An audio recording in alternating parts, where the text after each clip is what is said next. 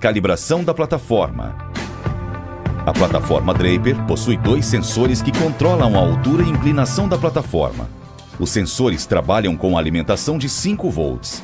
Cada um possui 3 fios: azul, amarelo e rosa. Fio azul é o terra.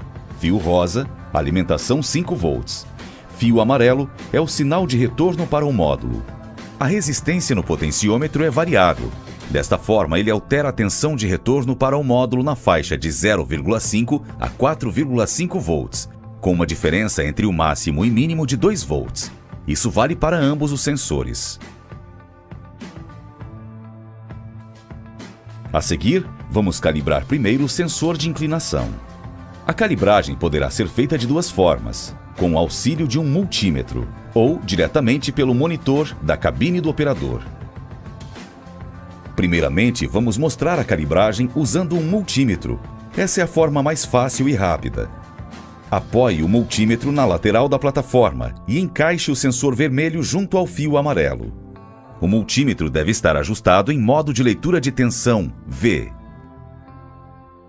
Quando oscilar resistência no potenciômetro, ele irá mandar o sinal de retorno para o módulo na faixa de 0,0 a 5 volts.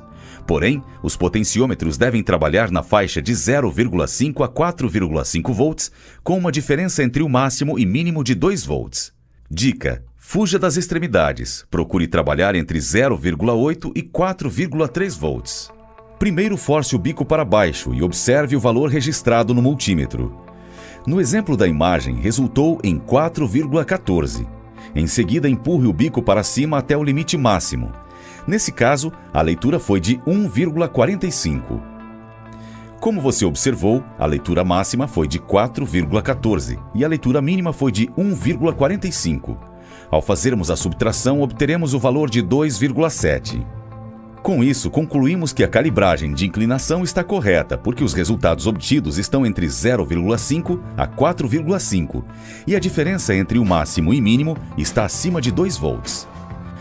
Caso seja necessário regular o sensor de inclinação, observe os seguintes aspectos.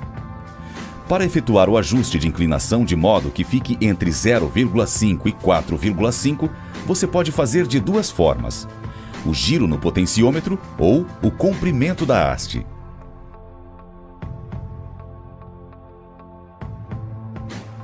Para fazer o giro do potenciômetro, apenas solte os 2 parafusos e movimente-o até obter o parâmetro desejado.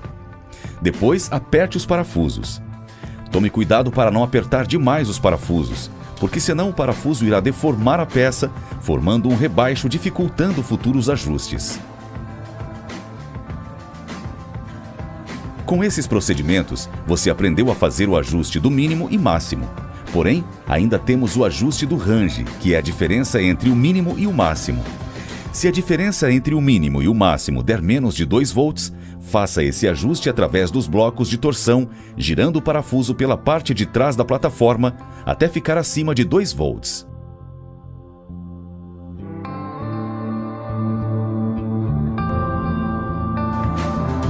Encaixe o sensor do multímetro junto ao fio amarelo e veja a leitura. Depois peça para outra pessoa levantar um dos braços de torção até o limite do curso e anote essa leitura também. Como você observou, a leitura máxima nesse exemplo foi de 3,73 e a leitura mínima foi de 2,9.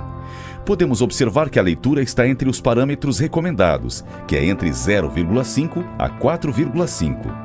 Porém, se efetuarmos a subtração, obteremos o valor de 1,64. Como já falamos anteriormente, a variação entre máximo e mínimo deve ser de 2 volts. Nesse caso, agora está abaixo e precisaremos fazer o ajuste. Como faremos esse ajuste? Pode ser de 2 formas: pela posição do furo da haste, pelos blocos de torção. Como você pôde observar, a posição da haste já está na sua posição máxima, no furo superior, e não podemos mais mexer nela. Então só nos resta ajustar nos blocos de torção.